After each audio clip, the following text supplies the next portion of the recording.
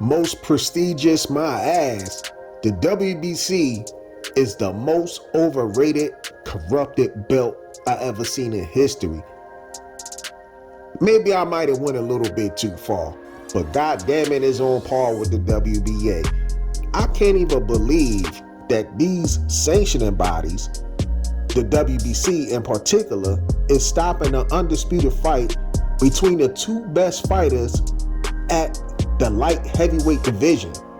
Not to mention, both of these light heavyweights actually wants to fight each other. There's no, mention of other side of the streets from both of these fighters. Now the promoters themselves might be thinking something different. But let me tell you why the WBC is acting the way they're acting. Their rule is they don't want any Russians fighting for the WBC belt.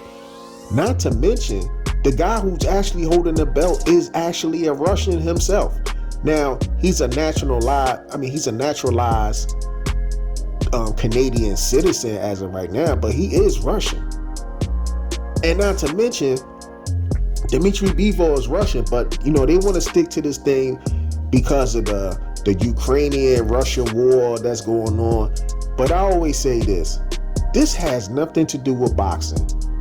None of these guys actually went in there and participated in the war. None of these guys sitting up here speaking on or against the war, whatever the case is. And even if they did, who gives a fuck? To be totally honest with you. Just because, it's democracy versus communism, this has nothing to do with the sport of boxing.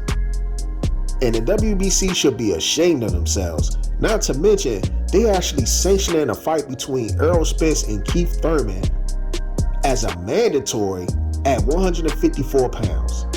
Can you believe this shit? And then they had the nerve to say, well, after the fight takes place, then we're going to decide whether it'll be for the belts or not. At a whole complete different weight class. This shit doesn't even make any sense, family.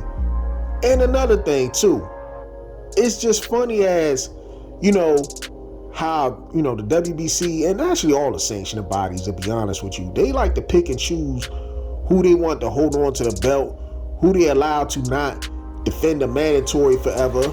As I stated earlier in Errol Spence, when the last time he actually defended his mandatory as far as the WBC? Very long time. What about the IBF? Very long time. What about the WBA? He just won it. But now they want to talk about,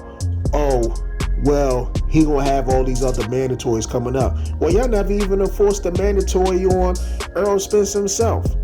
Not to mention, y'all give shit to other people saying that how can he defend in a different weight? Because I remember a long time ago, Teofimo was talking about doing a catch weight to fight Josh Taylor for his belts at a catch weight, and Mauricio Sulaiman himself came out and said, we can't do that. It got to be at the weight class.